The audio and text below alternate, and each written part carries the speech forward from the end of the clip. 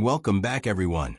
This is Batman Billy, and we got some more hot and crazy stories fresh off the r/malicious compliance grill. Please subscribe, hit the like button, and leave a comment on how you would deal with this situation. Sure, I won't wear a tank top during my workout. A little background first. I, now 45, used to be a military driver in the Dutch Navy a long time ago, and at some point I was stationed at a little Navy base meant for physical rehabilitation of Navy personnel. With little, I mean a base with less than a few hundred people. My function was to drive patients to the military hospital, CMH, to drive groups of people to the swimming pool, etc. When I was at home in the weekends, I would do my workout at my regular gym, but on work days when finished with my work, I would train in a small gym on site where I was stationed, because I would stay on base during the week.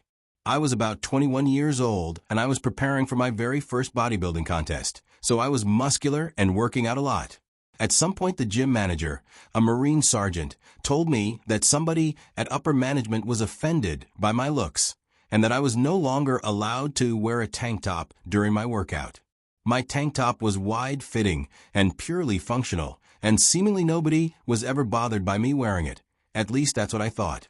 I argued with him about how unfair I thought this was and pointed towards a fellow gym-goer who was also wearing a tank top and asked the sergeant why this guy wasn't told to not wear a tank top during his workout.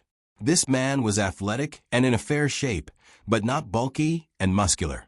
The sergeant, I got along with him very well, agreed with me, but told me that the officers in charge ordered him to tell just me, and orders are orders. He agreed with me though, but higher up already decided, so he felt that he did not have a choice. At that point, I just took my loss and finished my workout. The next day, I found the perfect solution and took one of the shirts we got in Dutch, PSU, Persoonlijk Standaard Uitrusting, what roughly translates to personal standardized gear. This shirt was a stretchy, slim-fitted, white shirt, so I decided to wear that for my next workout. When I arrived to the gym, the sergeant shook his head and told me that this was not what the officers in charge would appreciate. So I told him this was what the Navy gave me, so it cannot be wrong.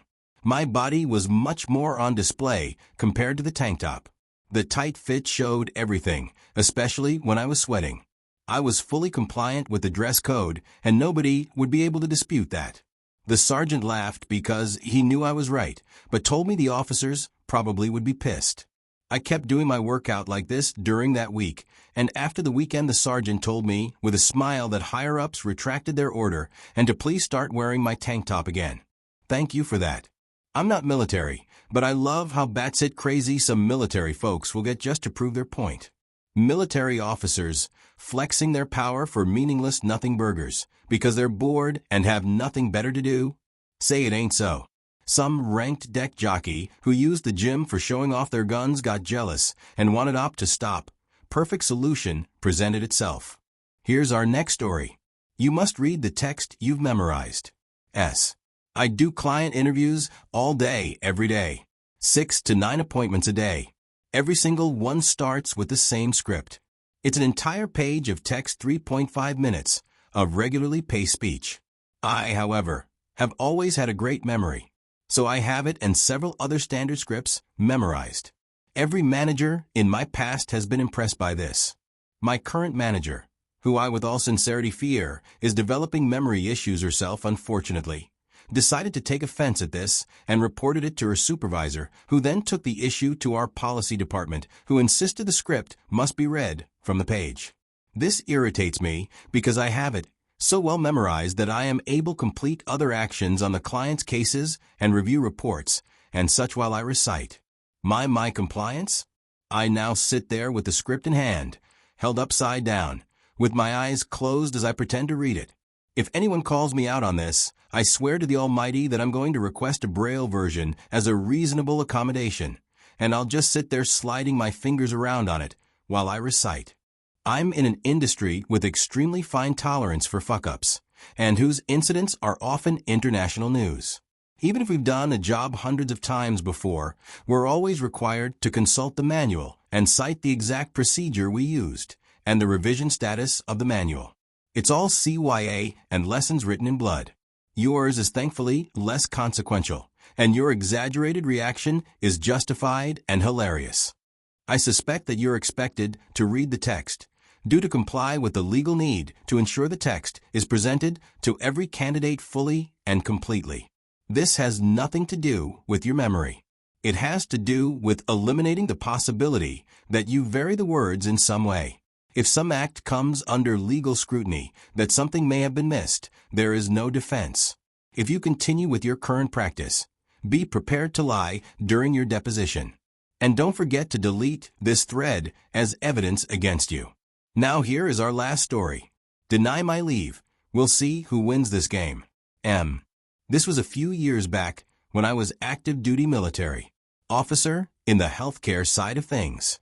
Overall loved my time in, but the bureaucracy of a huge organization like the military eventually wore on me. As a healthcare professional, I would often use my days off to moonlight or work in private practice since the money is way better. This is perfectly acceptable in the military, and most providers do. There's some hoops you have to jump through, but most commanders are fine with it. They often do it themselves. Unfortunately, people come and go, and we ended up with a first sergeant that liked to stick it to the officers whenever he could.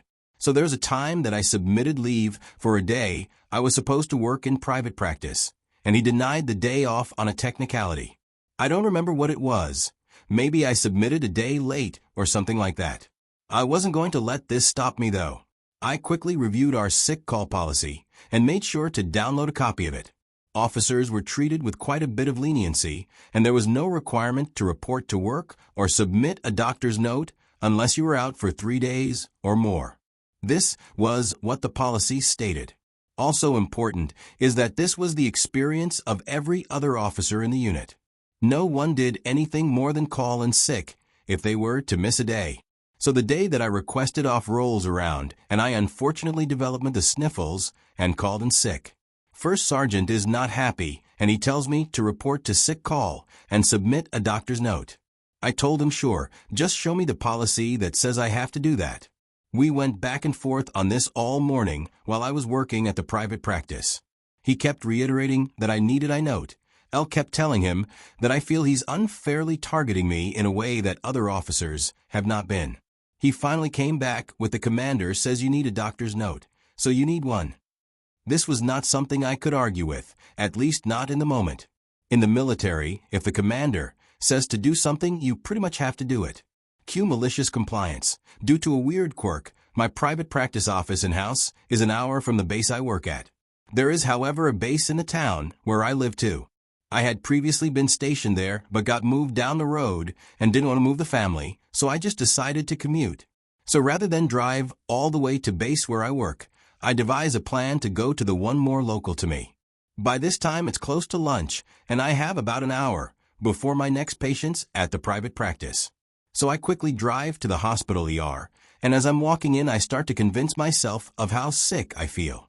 By the time I walk through the doors and check in, I've got a pretty good show going and tell reception that I've been throwing up all morning and can't keep anything down. Nurse says, "Yeah, you don't look too good," which I'm not sure how to take. Provider sees me quickly and diagnoses a stomach virus.